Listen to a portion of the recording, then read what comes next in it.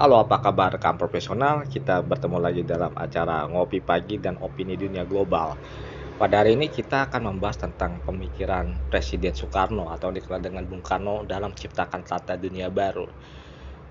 Kita menyadari Presiden pertama kita, Soekarno, itu mempunyai visi jangka panjang bagaimana menciptakan keadilan. Pertama nih, keadilan bagi seluruh negara-negara di dunia. Karena saat ini kita menyadari bahwa kata keadilan ini sangat sulit didapat, ya. Sangat sulit didapat bagi negara-negara khususnya di belahan bumi selatan. Negara bumi selatan berarti ada Asia, ada Afrika. Kenapa di selatan? Di selatan ini kan konotasi negara-negara baru merdeka, berkembang, dan juga ada negara miskin. Kalau kita mengatakan bahwa negara bumi selatan ini yang memang baru diakui secara superpower di bidang teknologi, saya udah mengatakan superpower yaitu India, China, dan juga Taiwan. Jepang dianggap negara Jepang itu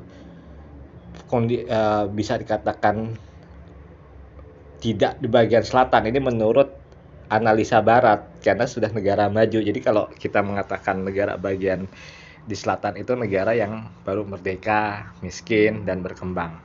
Ya, kembali lagi kepada pemikiran Bung Karno. Bung Karno melihat bahwa terjadinya imperialisme itu akan terjadi sepanjang masa ketika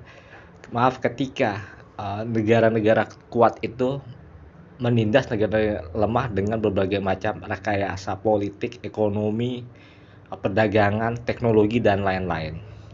Oleh karena itu, ketika Indonesia tahun 1955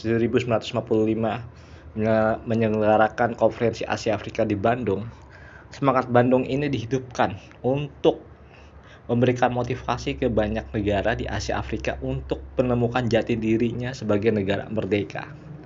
Karena jika tidak adanya KAA, akan sangat sulit bagi negara-negara di belahan bumi selatan ini untuk bisa berdiri. Karena selama hampir 200 tahun, wilayah Asia Afrika ini mengalami penjajahan kolonialisme yang sangat luar biasa. Artinya luar biasa ini dalam hal penderitaan, dan ini memang kita bisa melihat atau membaca dari sejarah kolonialisme yang dilakukan oleh negara-negara barat kepada negara Asia Afrika, bahwa mereka mengeksploitasi bukan hanya sumber daya alam tetapi juga manusia. Seperti di Afrika, banyaknya perdagangan manusia yang dilakukan oleh pihak penjajah, ya, baik Inggris, Belanda, ya, dan juga Belanda juga melakukan juga di Indonesia, yaitu banyaknya imigran Jawa di Suriname.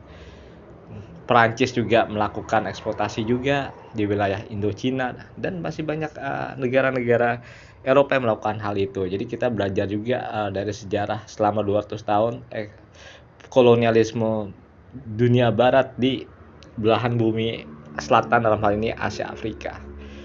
Pemikiran Bung Karno ini dari waktu ke waktu semakin relevan, dan ini yang sekarang tata dunia baru ini sedang diciptakan, ya, oleh negara-negara seperti Rusia, China, dan juga Afrika Selatan. Untuk mewujudkan hal itu, satu hal yang harus dilakukan yaitu kuat secara ekonomi, kuat secara politik, kuat secara teknologi. Ini adalah kunci untuk bisa berdiri seimbang dengan kekuatan barat atau kita menyebutnya blok barat. Jadi mari kita kaji lagi pemikiran-pemikiran Soekarno. Kita sebagai orang Indonesia wajib menyuarakan keadilan dunia dan juga penghapusan penjajahan di atas muka bumi. Karena ini adalah prinsip kita dalam pembukaan Undang-Undang Dasar 1945.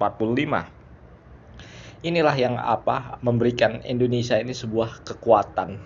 Bagaimana mempersatukan dunia. Kita pernah mempersatukan dunia dalam konferensi Asia Afrika maupun gerakan non-blok.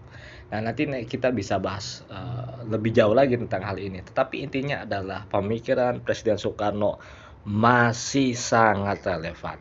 Saya Sependra Darto mengucapkan terima kasih banyak.